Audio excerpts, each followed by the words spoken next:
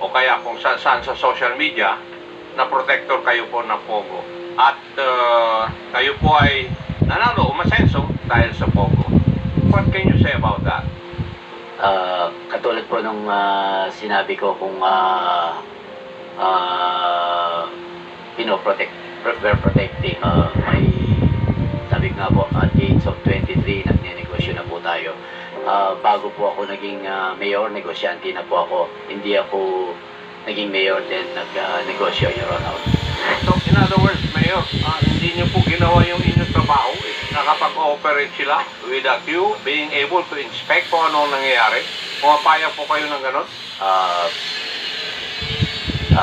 Your Honor, dahil wala naman pong report sa amin na merong criminal act dun sa area. Mayor, there were 9 bodies, foreign national, patay, na hindi na malapit dyan sa area na yan.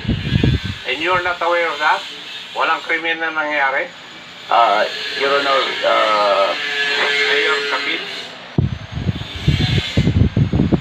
yes po, Your Honor. Pasensya ka na, Mayor. Narinig ko kanina yung hinaing mo eh. Kung bakit ikaw lang ang nandito at napapahirapan. I'm sorry. Thank you. Tanungin mo yung chairman namin bakit ikaw lang ang inibita. Wala po akong pakialam doon. Kaya kayo lang po nandito. Kaya pagtetagaan ko na kung tatanungin ko kayo.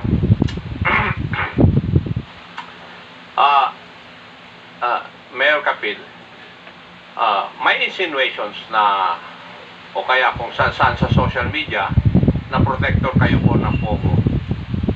At kayo po ay nanalo, umasenso dahil sa Pogo. What can you say about that? Katulad po nung sinabi ko kung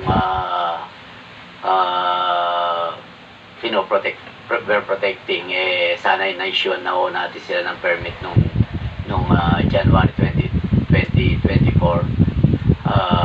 At tayo po ay sabi nga po at the age of 23 nagnenegosyo na po tayo. Bago po ako naging mayor, negosyante na po ako. Hindi ako naging mayor din nagnegosyo, Your Honor. Bakit po nung 2024 nyo lang na-issuean ng desist order yung kwan? Yung pong permit kasi nila, meron pa silang license sa PAGCOR. January 2023 po yung last issuance namin ng mayor's permit. Hanggang December 2023 naman po yung permit ng mayor's permit po.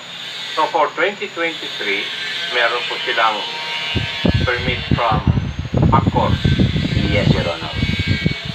Would that be correct, PAGCOR? Yes, sir, for the Thai court area po. Yes. Kasi darating po ako doon eh. Grand Palacio Royal ang tawag doon sa 10 hectare na property, di po ba? And it is composed of 42, not 46 buildings. Yes, Your Honor. Yes, 42. 42. Oh. Siguro isang building lang doon ang para sa Pogo. Di ba, PAGCOR? Yes, sir. Bali po, wala po doon sa 42 buildings yung license po namin. Nasaan po yung license sa ninyo na Pogo operator? Nandun po sa isang side po nung left side po, yung Thai Royal Court lang po. So, Mayor, isa lang yung building na kwan na ginagamit ng license Pogo operator. Yung operations doon sa ibang building, alam nyo po yung Pogo Hub, nandun po yung legal, nandun po yung illegal, nandun po yung scammers. Hindi nyo po ba alam yun? Ang alam po namin, under sila ng PAGCOR, with respect to PAGCOR po. Alam namin may license sila the whole area po. Kasi magkakatabi lang naman po. Yes, Your Honor. Narinig mo yung sinabi ni attorney? isa lang operator ang kwan nila ron, ang may license. Kasi kung alam po ninyo yung nangyayari doon sa loob, alam ninyo na walang lisensya yung ibang buildings, yung mga nag-ooperate sa ibang buildings. Nandun po yung kalintikan. Hindi nyo po alam yun? Your Honor, kasi po alam nga po namin na uh, they are monitored by PAGCOR kasi may license po sila from PAGCOR.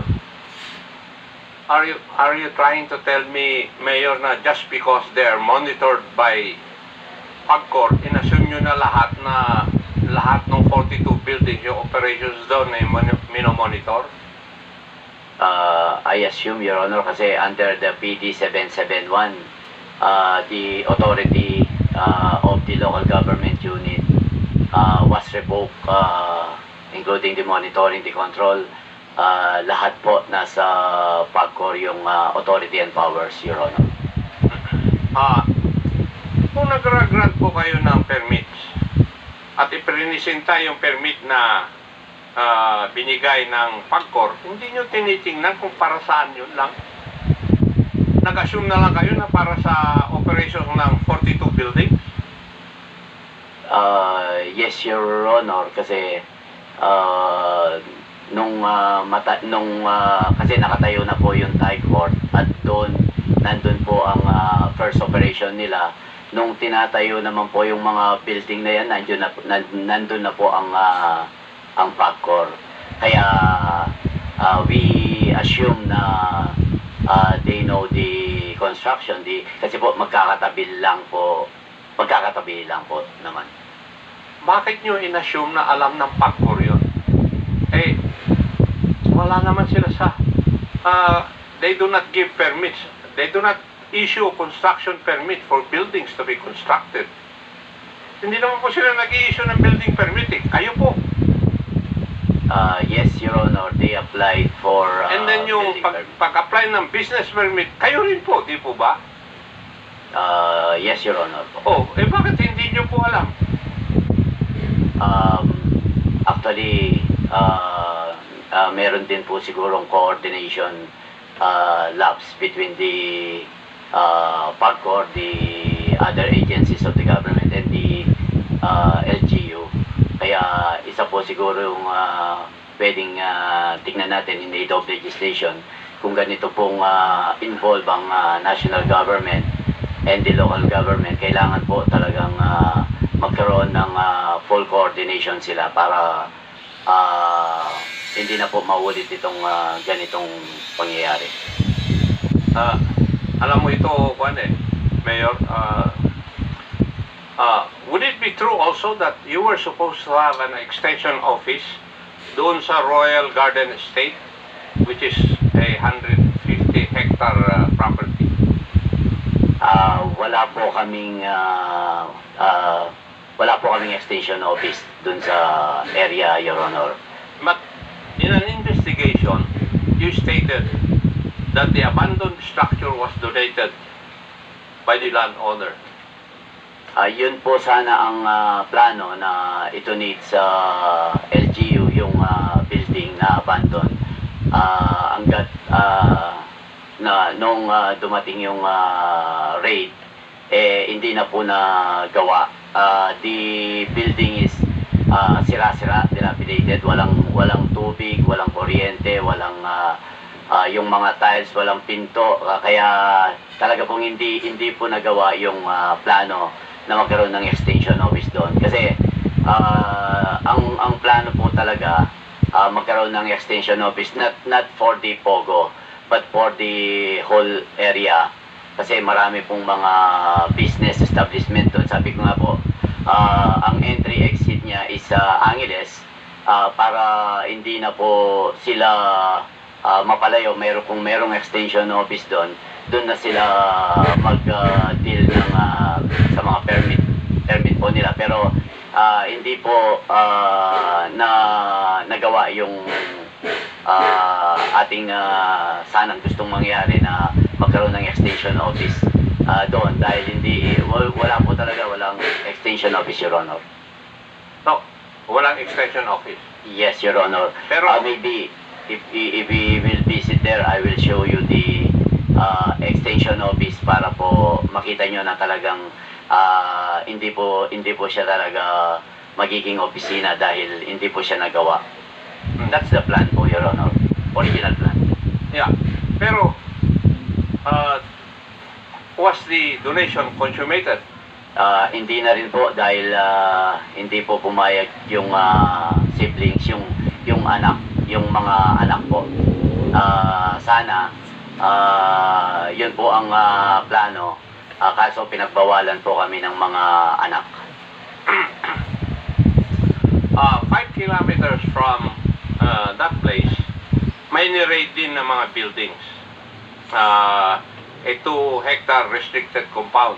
Are you aware of this? Not really, Your Honor. Ni-raid dito. Pao, kayo po ba nag-raid dito? I think if you are referring, Mr. Chair, Doon sa mayroong indoor firing range, ano po, ang nag-raid dyan, yung local po, sir. yung local. Yes, yes, sir. According to reports, Mayor, you did not issue any permit to all of these things. Yan po ay residential area ng residential Pakisagot lang po ng- yung aking Yes. katanungan. Sorry, Your Honor.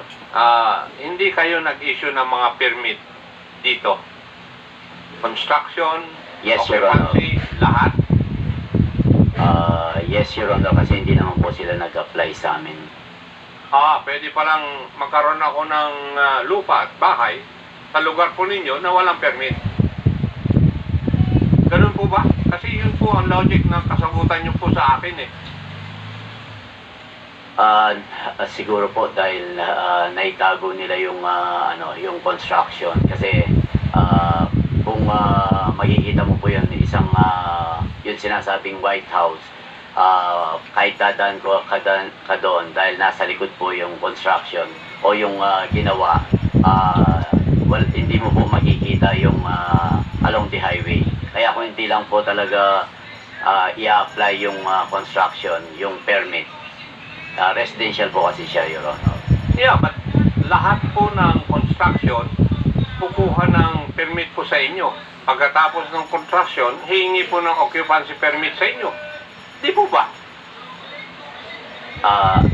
Actually, Your Honor, if I may refer it to the engineering, kasi sa kanila po nanggagaling yung sa building permit and occupancy permit.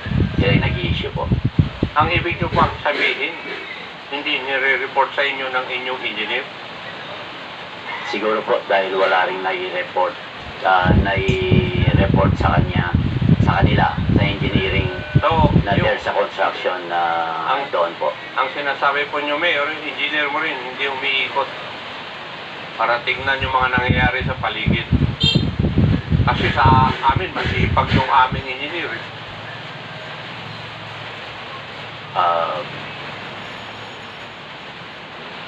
Hindi naman po siguro. Siguro talagang naitago lang po yung construction. When did you come to know about the existence of this structure? Nung pong magka-raid nagkaroon ng memo si Governor na to check on the baka merong mga pogo po sa area namin. Agad kami gumawa ng joint nag-conduct ng joint inspection team. Kaya during the joint inspection team, hindi rin kami pinapasok doon sa area. Kaya sumulat po kami sa aming PNP forum para sila na po ang mag-conduct ng search. Then they elevated to the provincial. Kaya ang provincial po ang nag-apply for search warrant po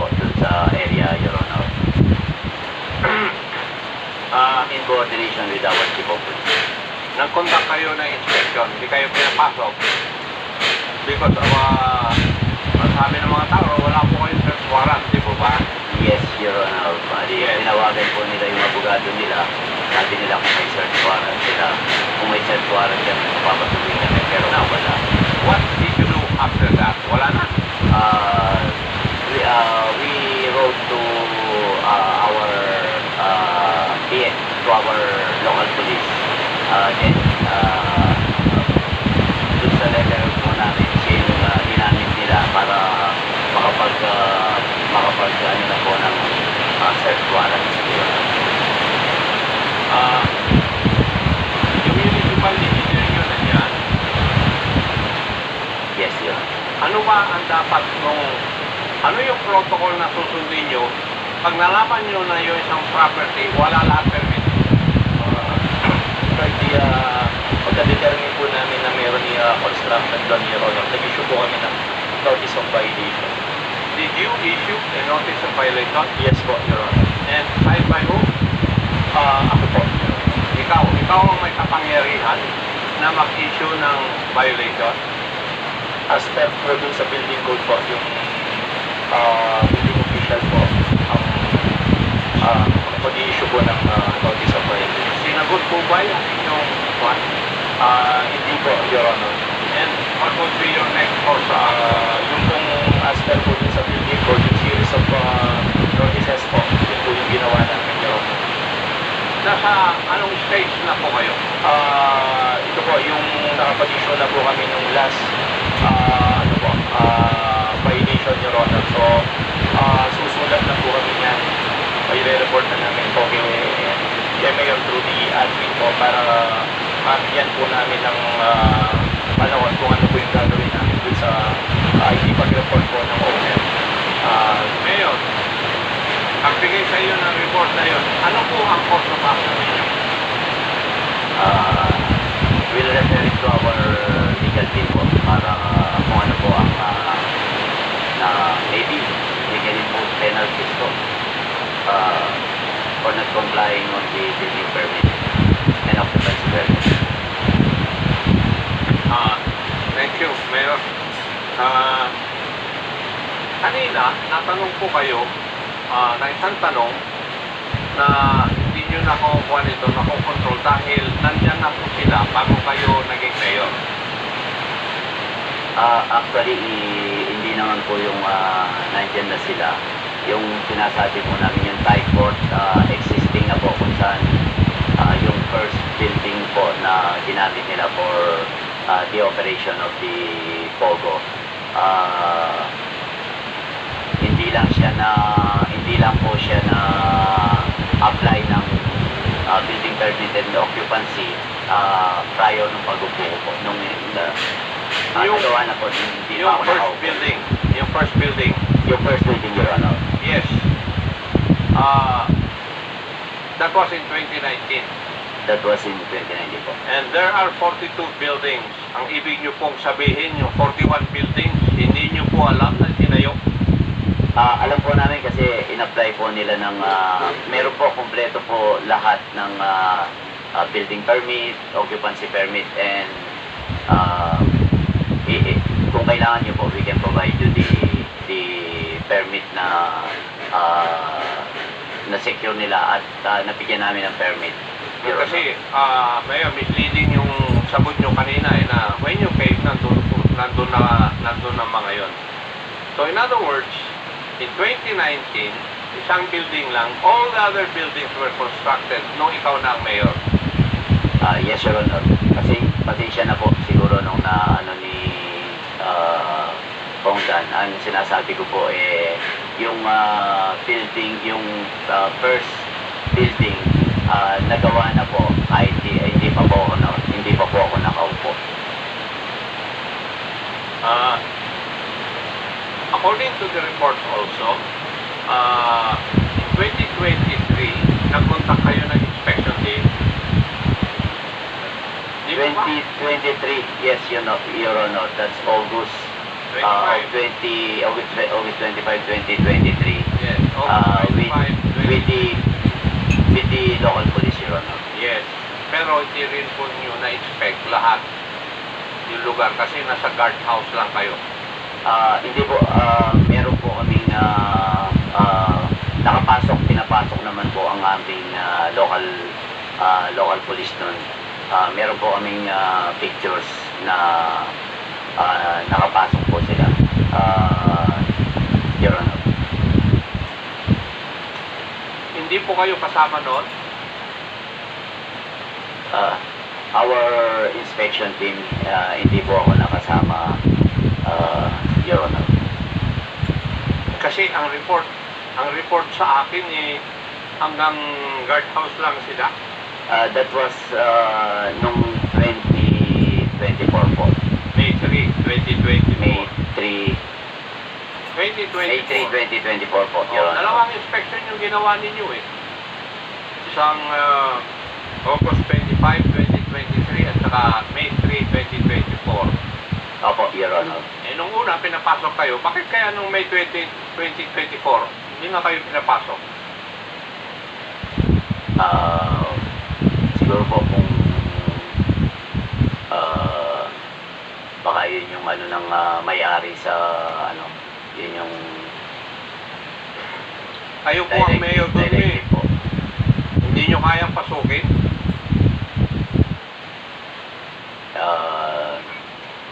Nagkataon po hindi kami pinapasok, Your Honor. Ano po? Hindi kami pinapasok nga po, Your Honor. At that point in time, May 2024, wala na silang lisensya from PAGCOR. Hindi na rin nyo ni-renew. Hindi po ba? And yet, you're not able to inspect it. Actually, nalaman lang po namin yung wala na silang permit nung after the June 4 raid. So, in other words, Mayor, hindi nyo po ginawa yung inyong trabaho eh. Nakapag-ooperate sila without you being able to inspect kung anong nangyayari. Pumapayag po kayo ng ganon? Your Honor, dahil wala naman pong report sa amin na merong criminal acts dun sa area. Even the reports of the PNP, wala. Mayor, there were 9 bodies, foreign nationals, patay, ay malapit dyan sa area na yan. And you're not aware of that? Walang krimen na nangyayari? Your Honor, medyo malayo po yung area kung saan po tinamp yung dito. Dito po sa Manuali and Hacienda area. Pero upon the investigation of the PNP, galing po sila ng Manila. Dito lang po, sa amin lang po nadala, Your Honor. And we can provide you with the investigation of the PNP doon po. Now, please provide this committee the IR Yes, Your Honor. of that Opo. incident. Yes, Your Honor. Thank you. Thank you po. Mr. Chair, maraming pong salamat. Thank you so much. The chair would like to recognize acknowledge the presence of Congressman Janet Garin, and she told me that she wanted to interpolate for another 30 minutes. Unfortunately, lucky for all of us, I said no. Okay. Chairman, Congressman Barbers, please. Chairman, there was already a pronouncement made by the President as to the banning of all POGOs yesterday, and it is now time that we put to task PAGCOR to start the ball rolling, ika nga. Now, question, do we still need them in our next hearing? The what? The PAGCOR? The PAGCOR, do we still need Chairman Antenco to come and join us in our hearing? Well, I think we need to ask him to be present in the next hearing on Wednesday. Precisely, other members who wanted to have some questions as Mr. well. Chairman, he has to get the ball rolling, ika nga, and there's a lot of things that he has to do, you know. But I think he's a smart guy. And he can do that, what do you call that? The multitasking, he can do that. Since automated naman yung mga operation na yan he can do that. Anyway, Okay, sa PAOK, ano po tayo Thursday, no? Thursday, you will be leading the inspection on Thursday, 9 a.m. SM Mexico, no? So, doon po tayo, tapos coordinate with all the participants doon sa ating inspection. Okay? So to all those members who wanted to be included, please be there at SM Mexico. 9 o'clock. Saan doon exactly?